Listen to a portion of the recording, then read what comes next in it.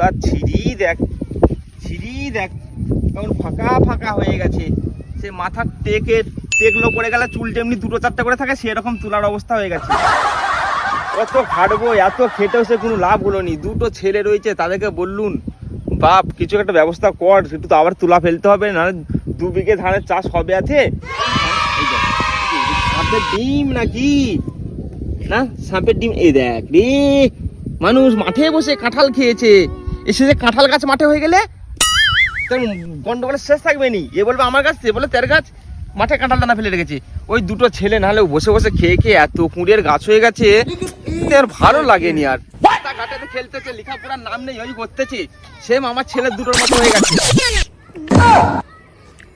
ওই দাদা আর বেসতেছি দেখ, রেগে মেগে কিছু বলবে যা বলে বলুক, তুই তোর কিছুই বলতে হবে না তোকে। চাঁদের টুকরো উঠে পড়েছে যে, পুরো ঘরটা ঝলঝল ঝলঝল করতে, কি সুন্দর লেগেছে দেখো, কেমন মানিকজোর দুজনে বসে রয়েছে। মাঠেতে তুলা ফেলেছিস, একটা তুলা হয়নি, ধ্যান রয়েছে তোদের, কোনো কাজে কিছু বলা যাবে না, তাই তো? বড় বড় ছেলে হয়ে গেছিস, কাজকর্ম করবি। শুয়ে উঠে খেচার মেচার করেই যাচ্ছে, কানের কাছে আর ভালো লাগে না। শুন আব্বা, আমরা কি শুয়ে একটু শান্তিভাবে থাকতে পারবো নি? তোর ঘরে থাকি বলে তুই যা ইচ্ছা বলবি। ও বাপ, ঘুম হয়েছে বাপ? কারেন্ট যায়নি তো?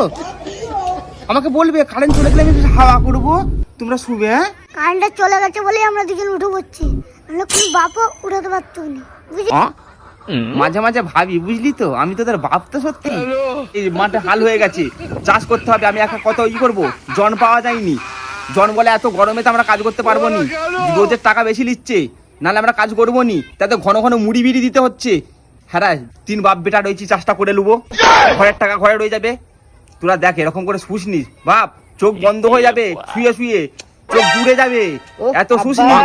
লেগে বলছে কানের কাছে খ্যাটার, যদি মনেও করি যে দুদিকে চোখ যায় সেদিক চলে যাবো, কিন্তু যেতেও পারিনি, পয়সা নেই। বাহ, ভালো বলে তো যাও না, লিলে মুখ কালা করে চলে যাও না। কোন শালা তোমাকে ধরে রেখেছে? আমি ধরে রেখেছি, বাবু শোনা, আমার ঘরে থাকো গো, আমার বসে বসে খেয়ে আমার অত ধ্বংস করো, আমি বলেছি একবারও। ও বাপ, যাও, বেরিয়ে যাও, ব্যাগটা কোথাও চুনচুনে মাল, তুমি তোমার দাদার ব্যাগটা এনে দাও তো, যাও বেরিয়ে যাও, দুজনে বেরিয়ে যাও। আমি রাস্তা ক্লিয়ার করে দিই, টোটো করে দেবো, ভাড়া করে দেবো। বলেই তো ভুল করে ফেলছি রে। ওই আব্বা, তুই অত রেগে যাচ্ছিস কেন? আমি কি ওইরকম করে বলতে যাচ্ছি? কি হয়েছে বল না, তুই অত রেগে যাচ্ছিস কেন? আব্বা, তুই বড় বড় ছেলেদেরকে কিছু বলিনিস? দেখতেই তো পেলি পাশের গ্রামের ছেলেটা কেমন করে মরলো, ওরকম করিনিস না? দাদা ওই যাবে। ও বাপ, তোমাদের দড়ি জুটেনি? আমি দিচ্ছি, এই তো দড়ি লো, গোলাই হবে তো? কে আগে মরবে? আমি আজকে বিশাল বকে দিয়েছি। দেখো কি বড় দড়ি আছে, দুজন দুদিকে দিয়ে ঝুলবি, তাতেও আমি শান্তি পাবো। তোদের জ্বালা তো আমি সহ্য করতে পারিনি।